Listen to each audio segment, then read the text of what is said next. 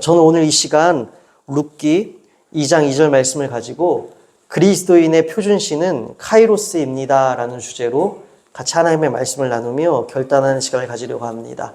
오늘 말씀의 주제는 그리스도인의 표준시는 카이로스입니다 라는 주제입니다. 여러분, 이 크로노스와 카이로스라는 개념이 있습니다. 이 고대 그리스어에는요, 시간을 나타내는 두 가지 중요한 단어가 있습니다. 이 고대 그리스어에는 시간을 두 가지 용례로 사용했습니다. 용례에 맞춰서 두 가지의 이 개념을 사용했는데요. 먼저 크로노스는 우리가 흔히 시간이라고 부르는 것으로 객관적이고 연속적인 흐름을 의미합니다. 시계나 달력으로 측정 가능한 물리적인 시간이며 과거, 현재, 미래로 이어지는 직선적인 개념입니다. 그래서 아주 쉽게 말씀을 드려서 세월이 흘러간다. 또한 이 시간이 부족하다. 오늘 몇 월이지? 다음 달은 5월이네. 이런 우리가 물리적이고 연속적이고 측정 가능한 객관적인 이 흐름, 말 그대로 이 흐르는 시간들을 우리가 크로노스라고 표현을 합니다. 그리고 여러분, 이 카이로스라는 개념이 있습니다. 이 카이로스는요, 단순히 흘러가는 시간이 아니라 결정적인 순간, 기회, 적절한 때와 같이 특정한 의미를 지닌 시간을 의미합니다. 주관적이고 질적인 시간이며 하나님의 특별한 섭리와 계획이 나타나는 시간을 우리가 카이로스의 때라고 표현을 합니다. 그래서 여러분, 이 카이로스를 또한 예를 들자면 하나님의 구원의 때, 하나님의 은혜의 때를 우리가 카이로스라고 표현하기도 합니다. 여러분, 그래서 이 크로노스와 카이로스의 용례가 성경에도 아주 적절히 등장한 본문이 있는데요. 우리 사도행전 우리가 1장 우리가 6절부터 7절까지의 말씀 한번 같이 읽어보도록 하겠습니다. 사도행전 1장 6절부터 7절까지의 말씀이에요. 그들이 모였을 때에 예수께서 여쭈어 이르되 주께서 이스라엘 나라를 회복하심이 이때이니까 하니 이르시되 때와 시기는 아버지께서 자기의 권한에 두셨으니 너희가 알 바 아니요. 아멘. 여러분, 지금 이 말씀의 상황은 이렇습니다. 예수님께서 십자가에서 죽임을 당하시고 부활하신 후 그리고 하늘로 승천하시기 직전 이 제자들과의 이 마지막 대화를 나누는 장면이 바로 우리가 지금 읽은 이 사도행전 1장 6절부터 이어진 7절까지의 말씀의 장면입니다. 제자들은요, 궁금했어요. 이제 주님이 하늘로 승천하신다고 하니까 불안한 마음이 생겼겠죠.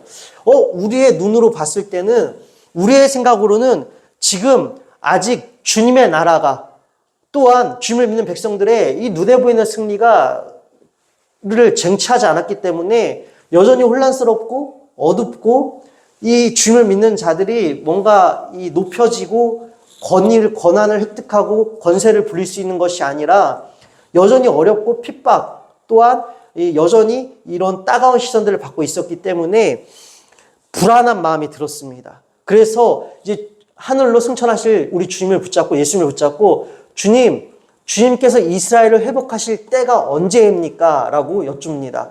여러분, 여기서 때는요, 이 헬라어 낱말로 크로스라는 단어가 쓰였습니다. 즉, 다시 말씀드려서 제자들은요, 물리적인 시간의 때를 주님께 질문을 합니다.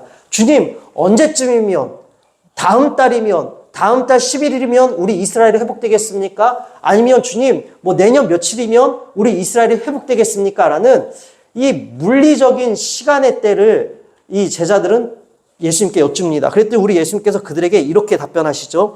이르시되 때와 시기는 아버지께서 자기의 권한에 두셨으니 너희가 알 바 아니요.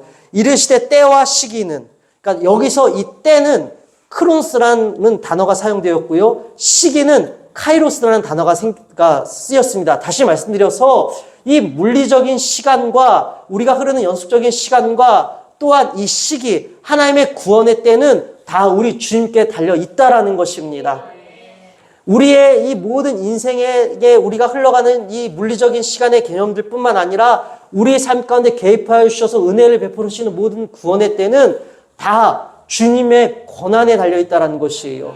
우리는 알 수 없다라는 것입니다. 그래서 우리가 할 일은요, 그때가 언제인지, 과연 나의 회복의 때가 언제인지, 내일이면 회복이 일어날까? 다음 달이면 회복이 일어날까? 그렇게 여러분 우리가 물리적인 시간의 개념 안에서 주님의 은혜를 담아내려고 하는 것이 아니라 여러분 그렇게 하면 지칠 수밖에 없습니다. 주님 언제까지입니까? 언제까지입니까? 우리가 크로노스의 시간 개념으로 주님의 은혜의 때를 사모한다면 그렇게 기다린다면 우리는 지칠 수밖에 없을 것입니다. 그래서 여러분 우리 그리스도인들이 해야 할 일은 무엇입니까? 카이로스의 때를 기다리는 것이에요. 주님은 구원의 주님이시고 생명의 주님이십니다. 이건 누구도 반박할 수가 없습니다. 성경 66권을 통해서 우리 주님께서 결국 우리에게 말씀해 주시는 것은 주님만이 구원자 되시고 주님만이 생명 되시고 구원자 되신 주님은 우리에게 구원을 베풀어 주신다라는 것입니다. 죽은 자를 건져 주신다라는 것이에요. 어려움에서 건져 주신다라는 것입니다. 마침내는 죽음을 넘어 우리가 부활에 이르게 된다라는 것이에요. 여러분 그리고 완전하신 주님과 우리는 연합하게 된다라는 것입니다. 우리 주님은 그것을 말씀하세요. 그래서 여러분 우리에게는 날마다 은혜의 때가 기다리고 있다라는 것이에요. 그래서 여러분 우리는 늘 이 카이로스의 시간 개념, 주님의 구원의 때가 반드시 내 삶 가운데 임합니다라는 이 소망을 포기하지 말아야 하는 것입니다. 여러분 오늘 말씀의 주제가 무엇입니까? 그리스도인의 표준시는 카이로스입니다. 여러분 이 표준시는 각 나라 각 지방에서 쓰는 표준 시간이죠. 우리나라와 일본의 표준 시간은 동일합니다. 그리고 우리나라와 이 동남아 지역 캄보디아, 베트남이라든지 이런 지역들은 이런 나라들은 우리보다 시간이 2시간 느립니다. 시차가 2시간 차이 나죠. 그래서 각 나라 각 지방에서 이 정해놓은 표준 시간이 표준시라고 합니다. 기준이 된다라는 것이에요. 시간의 기준을 표준시라고 표현합니다. 그래서 여러분 오늘 우리가 결단하십시다. 여러분 우리 인생의 표준시는 우리 인생에서 우리의 삶을 가늠하고 우리의 삶을 재어보는 표준 시각의 기준을요. 여러분 이제 크로노스로 삼지 마십시오. 물리적인 시간의 개념으로 삼아 주님 도대체 언제 회복될까요? 주님 도대체 언제 회복되겠습니까? 내가 원하는 눈에 보이는 크로노스의 시간, 물리적인 시간, 내가 원하는 이 객관적인 연속적인 흐름의 시간을 기준으로 삼지 마십시오. 여러분 그럼 지칠 수밖에 없고 흔들릴 수밖에 없습니다. 그래서 여러분 우리는 날마다 은혜의 때를 사모하는 자들이니 우리의 기준은요. 지금 내 눈앞에 흘러가는 시간들, 흘러가는 상황들이 내 삶을 재어보고 가늠하는 기준이 아니라 주님 제 삶의 기준은 반드시 구원을 베풀어 주시는 하나님의 손길입니다. 제 삶의 시간을 재어보고 내 인생을 가늠하는 기준은 바로 카이로스, 주님의 구원의 때입니다. 그래서 저는 늘 포기하지 않고 구원의 때를 기다리겠습니다. 눈앞에 흘러가는 크로노스, 눈앞에 펼쳐진 이 상황의 시간들, 매일 반복되어지는 지치는 상황들, 매일 반복되는 문제와 해결되지 않는 상황들을 내 삶의 구원의 기준으로 삼는 것이 아니라 내 삶을 가늠하고 평가하는 기준으로 삼는 것이 아니라 이 모든 상황 가운데서 객관적이고 물리적인 시간의 흐름을 버리고 이 상황 가운데도 언젠가는 반드시 개입하실 주님의 구원의 때를 저의 삶의 기준으로 삼겠습니다. 그것을 붙잡겠습니다. 여러분 우리 그리스도인들이요 카이로스가 우리의 인생의 표준시가 된다면 기준이 된다면 우리는 지치지 않고 절망하지 않고 그래도 또 한 걸음 한 걸음 구원의 때를 사모하며 우리는 이 땅을 전진하게 될 줄로 믿습니다. 여러분 오늘 이 룻기에 등장하는 이 룻이 여러분 그러한 모습을 우리에게 보여주고 있습니다.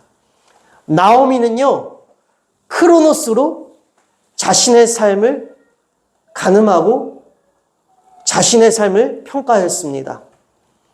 재어보았다라는 것이에요. 그러나 룻은 크로노스가 아니라 카이로스의 시간으로 자신에게 펼쳐진 상황들을 재어보고 가늠하는 것을 오늘 말씀을 통해 우리가 확인하게 될 것입니다. 먼저 여러분 우리가 저번 주에 이어서 룻기를 계속 나누고 있죠. 드디어 이 나오미가 깨달아요.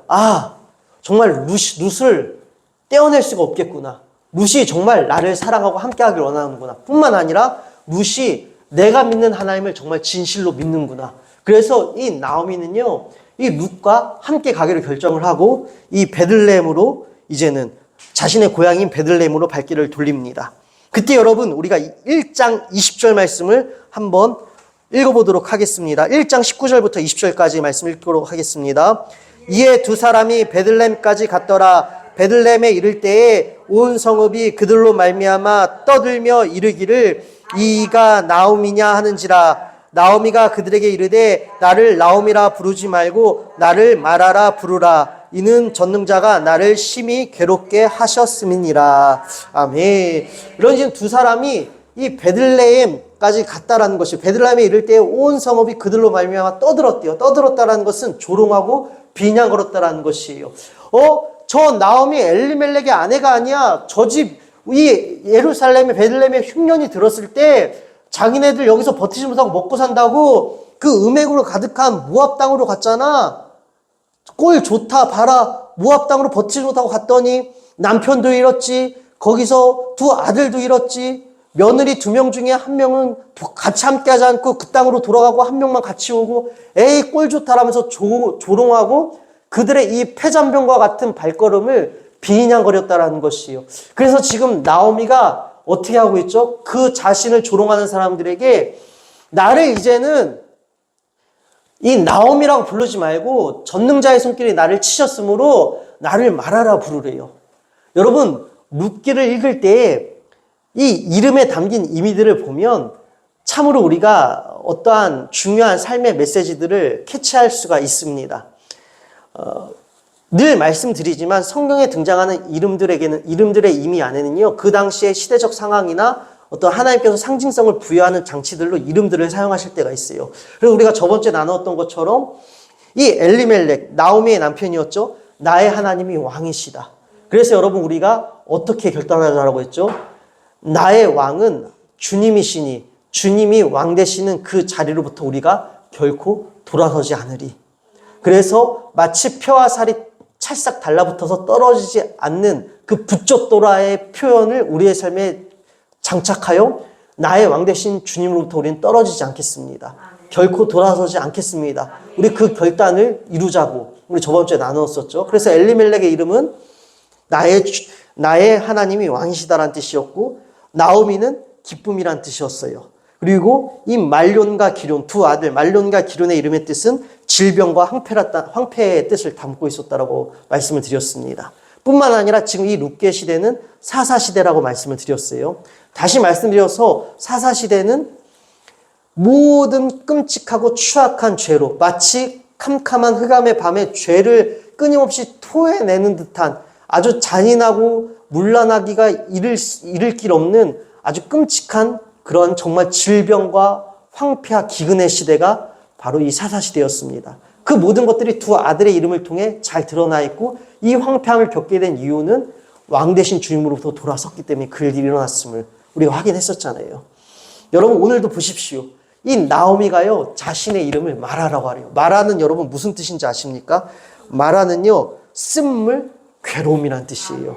그러니까 자신을 조롱하는 사람들에게 야 그래 봐라 내 꼴 봐라 그래 나를 실컷 놀려라 하나님이 나 치셨어 하나님이 나 벌 내리셨어 이제 나는 내 이름대로 기쁨이 아니야 내 인생은 기쁨이 아니야 나는 이제는 괴로움이야 그래 잘됐다 나 괴로움이라고 불러 너 쓴물 죽음을 내는 쓴물이라고 나를 마음껏 비웃어라. 여러분 지금 이러고 있는 것이에요. 여러분 우리의 인생도 어떠합니까? 우리의 인생도 여러분 마라 같을 때가 있잖아요. 여러분 우리는 늘 나오미를 소망합니다. 주님을 믿음으로 말미암아 주님을 저는 믿는 자가 아닙니까? 주님 저는 주님을 믿는 자인데 왜 내 삶 가운데 괴로운 일들만 가득합니까? 마치 죽음의 삶처럼 왜 내가 가는 곳곳마다 어렵고 힘든 일들이 마치 생산되어지는 것처럼 토해지는 것처럼 솟구치는 것처럼 여겨집니까? 여러분 우리는 주님을 믿음으로 말미암아 날마다 나오미처럼 되길 원해요. 기쁨이길 원해요. 근데 여러분 기쁨이길 원하는 우리의 삶 가운데에 나오미처럼 여러분 우리가 기쁨이 아니라 주님을 믿는데도 기쁨은커녕 슬프고 힘들고 괴롭습니다라는 그러한 상황을 마주할 때가 있다라는 것이에요. 마치 이 베들레헴에 흉년이 든 것처럼 약속의 땅에도 흉년이 든 것처럼 기쁨이고 싶으나 괴롭고 절망일 때도 있다라는 것이에요. 여러분 지금 이때 중요한 것이 바로 우리의 표준 시간을 어떻게 설정하고 기준 삼냐라는 것이에요. 여러분 나오미는 지금 자신의 상황을 크로노스로 바라보고 있습니까? 카이로스로 바라보고 있습니까? 크로노스로 바라보고 있어요. 물리적인 시간의 개념. 객관적으로 지금 눈에 보이는 대로 판단하고 있어요. 나 그래 모압 땅 갔다. 모압 땅에서 내 남편 죽었다. 두 아들도 이방 여인 며느리 맞으면 안 됐는데 이방 여인 며느리 맞았고 두 아들도 내 남편처럼 거기서 죽었고 이방 며느리 중에 한 명은 그 땅으로 돌아갔고 한 명은 그래도 하나님 믿고 다 따라왔지만 내 모든 상황이 총체적으로 절망이다. 그는 지금 물리적이고 객관적인 시간 개념으로 하나님께서 그의 삶 가운데 나타내는 일들을 바라보고 있다는 것이에요. 여러분, 그래서 크로노스가 우리의 시간의 기준이 되면, 표준시가 되면 여러분 눈에 보이는 대로 판단하고 평가할 수밖에 없습니다.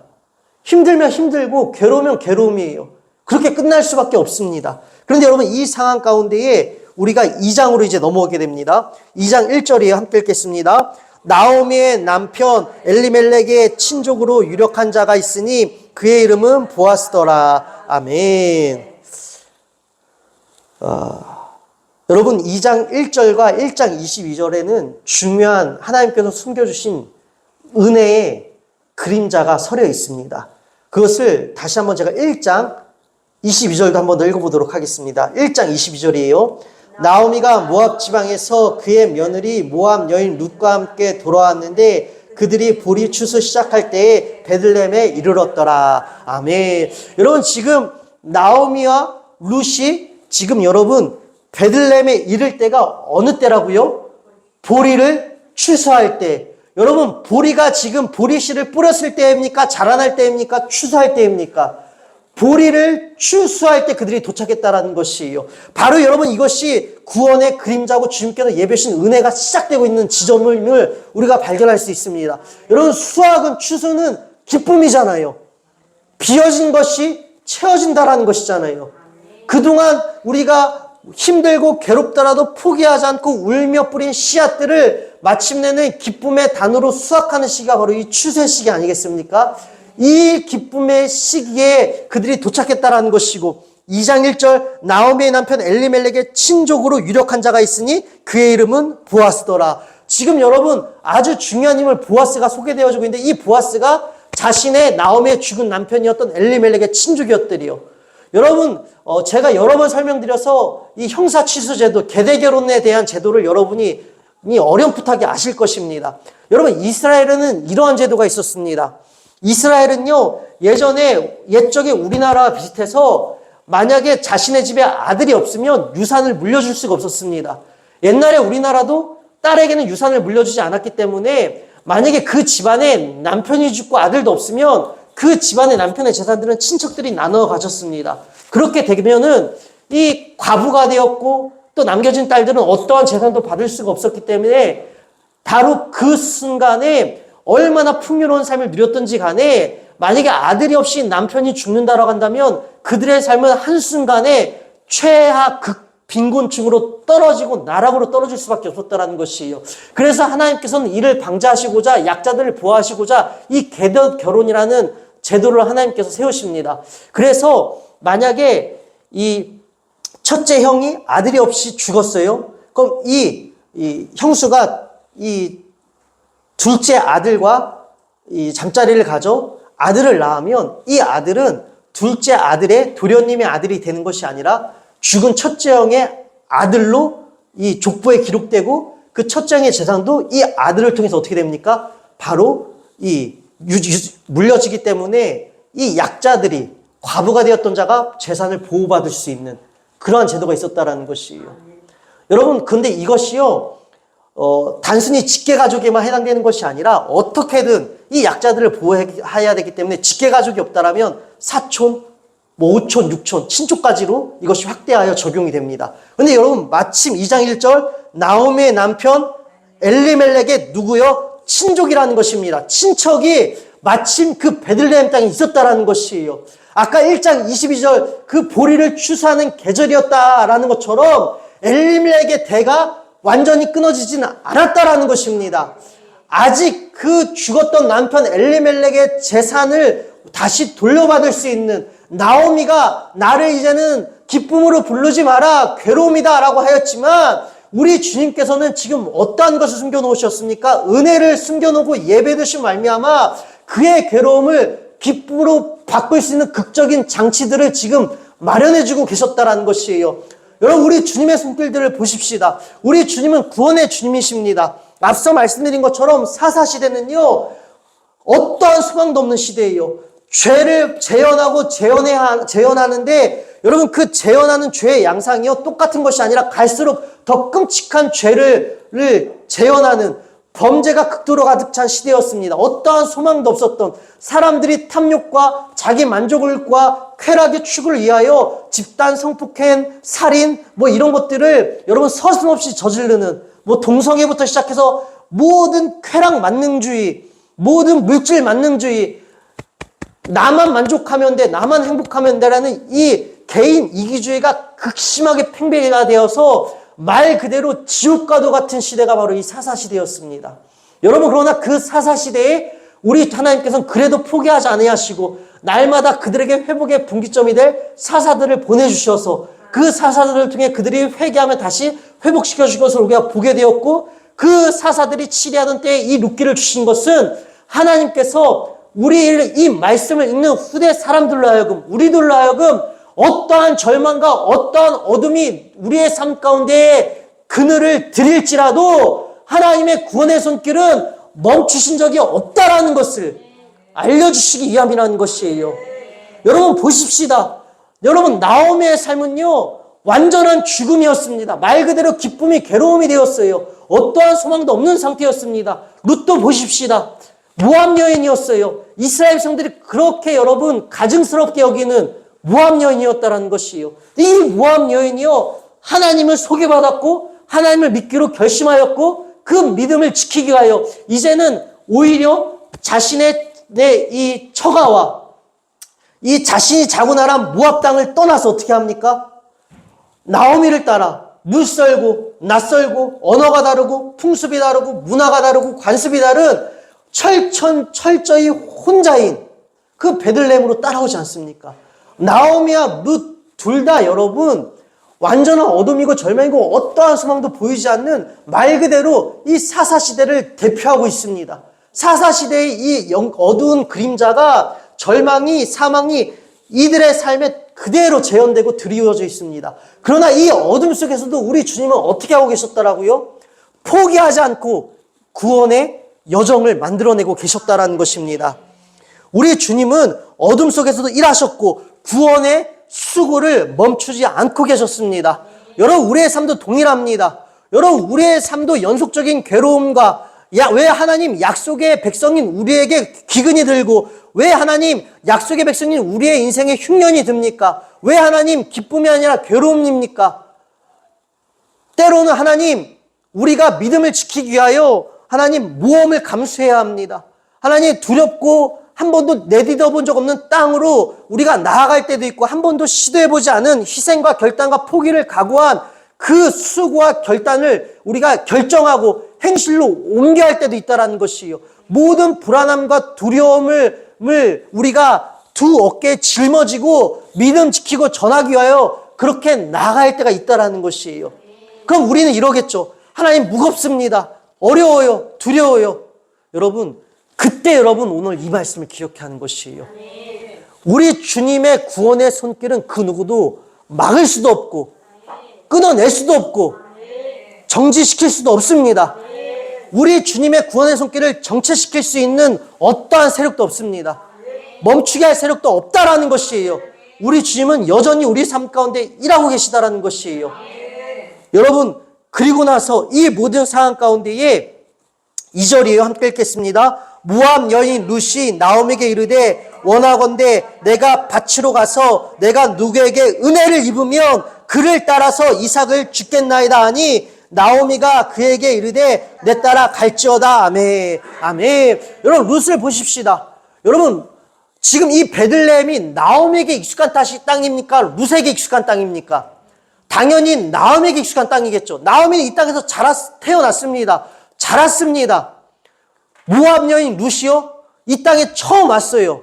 그럼 이 땅이 누구에게 익숙하겠습니까? 당연히 나오미겠죠. 그러나 나오미는 여러분 이제 나이가 들었습니다. 연로했어요. 생계를 이어나갈 힘이 없습니다. 여러분, 당시에 이 나오미와 룻은요, 이 베들레헴 땅에서도 어떠한 생계를 꾸려나갈 수 있는 어떠한 장치도 없었습니다. 그들이 할 수 있는 것은 다 아무것도 없었어요. 다만 구약의 율법에 의거하여, 말씀에 의거하여 이 추수할 때에 이 추수를 다 거두고 나서 밭에 떨어진 이삭들을 줍기는 가능했다라는 것입니다. 물론 그냥 막 줄 수 있는 것이 아니라 그 땅의 주인이 허락했을 때만 모든 추수가 끝난 뒤 떨어진 나달들을 줍는 것은 가능했다라는 것이에요. 그래서 여러분, 이 룻이 용기를 냅니다. 무엇이 익숙하고 무엇이 여러분 친숙하겠습니까? 모든 것이 나옴에게는 다 룻에게는 처음인 상황이에요. 그런데 여러분, 이 룻이요, 자신의 어머니 나오미를 봉양하고 책임져야 했다라는 그 책임감과 함께 용기를 내어서 어떻게 하고 있습니까? 모압 여인 룻이 나오미에게 이르되 원하건대 내가 밭으로 가서 내가 누구에게 은혜를 입으면 그를 따라서 이삭을 주겠나이다 하니, 지금 우리가 먹고 살려면 이삭 죽기라도 어머니 해야 될 것 같습니다. 제가 두렵지만 떨리지만 우리 가족의 생계를 위해서 제가 나가서 이삭을 죽겠습니다라고 하는데, 여러분 그때 어떠한 단서를 지금 룻이 붙이고 있습니까? 누구에게 은혜를 입으면, 그러니까 은혜를 입으면, 지금 여러분 나오미는요, 크로노스의 시간 개념으로 객관적이고 물리적으로 보이는 시간 개념 안에서 자신의 삶을 여러분 가늠하고 재단하여서 어떻게 표현하였죠? 기쁨이 괴로움이 되었다라고 했습니다. 그러나 여러분 룻은 지금 어떻게 하고 있습니까? 은혜를 입으면 무언가 알 수는 없지만, 확실하게 손에 잡힌 것은 없지만, 선명하진 않지만 막연히 그래도 마음 한켠에는 예비해 주신 은혜를 기대하고 있었다는 것이에요. 혹시 누군가에게 은혜를 입는다면 여러분, 이것이 바로 카이로스 아니겠습니까?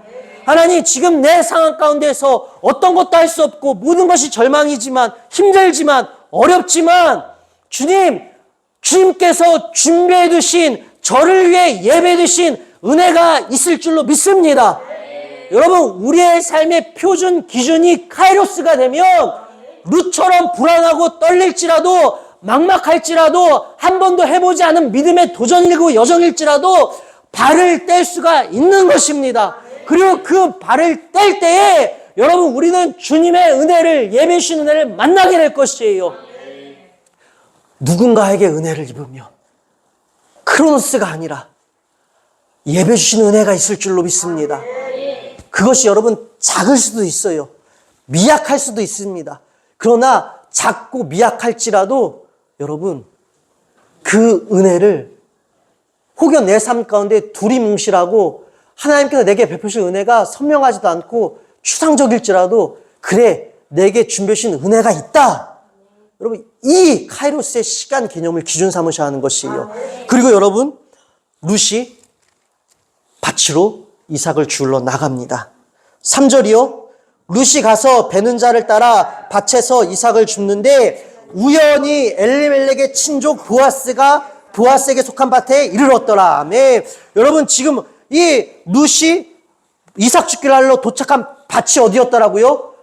보아스의 밭이었다라는 것입니다. 여러분, 보아스의 밭이었다라는 것은 이 룻이 보아스와 만날 수 있는 접점이 생겼다라는 것입니다. 룻이 보아스와 만날 수 있는 접점이 생겼다라는 것이에요.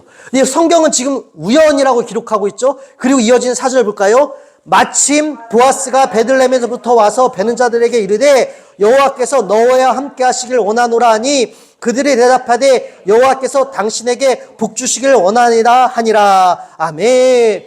여러분, 보아스는 밭의 주인이었기 때문에 매일 밭을 나갈 필요가 없었습니다. 그런데 여러분, 성경이 지금 어떻게 지금 수식하고 있죠? 마침이라는 것이에요. 근데 이 보아스가요, 매일 나갈 필요가 없는데 유독 그날따라 마침 자신의 밭으로 나갔다는 것입니다. 지금 여러분, 이 룻이 보아스를 만날 수 있는 모든 배경이 완성되었다는 것이요. 성경은 그것을 우연히 마침이라고 표현하고 있지만 여러분, 이것이 정말 우연이고 마침이었을까요? 아니요. 카이로스의 시간 안에서 하나님께서 하나님의 작정으로 다 룻에게 예배해 주시는 은혜였다라는 것입니다. 우리가 여러분 저번 주 말씀에 이어서 하나님의 왕되심을, 주님이 나의 왕되심을 여러분 결코 포기하지 않고, 주님이 나의 어떠한 상황과 순간에도 다시 세상을 붙잡는 것이 아니라, 세상으로 돌아가는 것이 아니라, 힘들고 어렵고 모험이 필요하고 손해를 볼지언정 주님이 나의 왕되심을 포기하지 않고 결코 돌아서지 않아야 할 이유는 무엇입니까? 주님을 믿고 선택하고 따르는 자에게는 우리 주님께서 반드시 구원의 은혜를 베풀어 주신다는 것입니다. 이 룻이 그리하였고 룻의 발걸음이 헛되지 않았음을, 그의 믿음의 모험이 헛되지 않았음을 주님께서는 우연히 마침이라는 이 단어 안에서, 하나님의 작정하심 안에서 미리 계획하신 그 준비하신 은혜를 드디어 룻이 마주치게 해주셨다는 것입니다. 하나님은요, 우리에게도 오늘 이 동일한 은혜를 준비해주고 계세요. 주님은요, 주님의 왕되심을 포기하지 않는 자들에게, 주님을 붙쫓는 자들에게 이 예배 주신, 우리가 주님을 따라가며 주울 수 있는 은혜들을 카이로스의 시간 안에서 심어주셨습니다. 그래서 여러분, 크로노스가 아니라 카이로스가 되어야 되는 것이에요. 여러분의 삶의 기준이 주님께서 준비해 주신 은혜가 있습니다. 그래서 나는 또 주님을 향해 나아가겠습니다. 이렇게 우리가 결단해야 한다는 것이에요. 여러분, 그리고 나서요, 이 보아스가요, 낯선 이방 여인이 한 명이 지금 이삭 줍는 여인들 속에 섞여 있습니다. 그래서 여러분, 자신의 젊은 일꾼에게 물어봐요. 야, 저기 처음 보는 여인이 있는 것 같은데 저 여인 누구냐 그랬더니 이 보아스의 밭을 관리하는 젊은 감독 관리인이요, 아, 저 룻이란 여인이요, 저기 주인이요, 그 나오미 아시죠? 그 나오미, 저 모압으로 갔던 엘리멜렉의 부인이었던 나오미 아시죠? 엘리멜렉 그 땅에서 죽었대요. 두 아들도 죽었대요. 그리고 그 땅에서 이방 여인을 며느리를 얻었는데 그 며느리 중에 한 명이 지금 같이 돌아왔대요. 근데 저 여자가요, 저 젊은 여인이, 이방 여인이요, 참 성실해요. 아침부터 하루도 쉬지도 않고, 여러분, 밭에 보면 우리나라가 새참을 먹듯이 여기도 집에 가서 쉬고 올 수가 없으니까 잠시 일을 하다 힘들면 쉴 수 있는 밭집이라는 것이 있습니다. 아침부터 지금까지 쉬지 않고 성실하게 이삭을 주었대요. 줍고 잠깐 이 밭집에 들어가 쉬었을 뿐이지 지금까지 계속 이 성실하게 저렇게 서 있습니다. 라고 그렇게 보아스에게 이 룻의 사정을 아뢰입니다. 그랬더니 여러분 8절 읽어볼까요? 보아스가 룻에게 이르되 내 딸아 들으라, 이삭을 주우러 다른 밭으로 가지 말며 여기서 떠나지 말고 나의 소녀들과 함께 있으라. 그들이 베는 밭을 보고 그들을 따르라. 내가 그 소년들에게 명령하여 너를 건드리지 말라 하였느니라. 목이 마르거든 그르게 가서 소년들이 길어온 것을 마실지니라 하는지라. 룻이 엎드려 얼굴을 땅에 대고 절하며 그에게 이르되 나는 이방 여인이거늘 당신이 어찌하여 내게 은혜를 베푸시며 나를 돌보시나이까 하니. 아멘. 여러분, 지금 보아스가 처음 본 이방 여인에게 어떻게 얘기하고 있습니까? 심지어 이 이방 여인은 모압 여인이에요. 그래서 여러분, 지금 룻도 보아스에게 나는 이방 여인이거늘 당신이 어찌 내게 은혜를 베푸시며 라고 표현하고 있지 않습니까? 모압 지방은요, 여러분, 이스라엘의 총에 들어올 수 없을 정도로 그렇게 음행으로 가득 찬 이스라엘의 원수로 여겼던 민족이었어요. 그런 출신인 이 룻에게 룻을 처음 본 보아스가 은혜를 베풀어요. 야, 룻아, 너 우리 밭에서 일하고 있는 어린 소녀들, 너의 또래 어린 소녀들과 바싹 붙어서 떨어지지 말고 이삭 주어. 여러분, 이것은 엄청난 배려입니다. 왠 줄 아세요? 그 당시에 이 밭들은요, 이 개념이, 경계가 불분명했습니다. 그럼 자칫하다가 남의 밭으로 넘어가요. 이러면 이제 큰일 나게 되는 거예요. 왜요? 이삭 죽기는 가능했지만 땅의 주인이 허락하지 않으면 안 되는 일이었기 때문에. 그래서 여러분, 이 룻이 뭐가 거기가 익숙했겠습니까? 하나도 모르겠죠. 경계가 여기가 누구의 밭이고 여기가 누구의 밭이다 하나도 모르겠죠. 그러니까 괜히 경계를 넘어가지 말아라. 내 밭에 소속된 소녀들은 내 밭의 경계를 잘 알고 있으니 바싹 붙으라는 것이에요. 뿐만 아니라 이 어린 소년들이, 이 젊은이들이 이방 여인이라고 너를 무시하고 괴롭히지 않도록 내가 타일러 주겠다.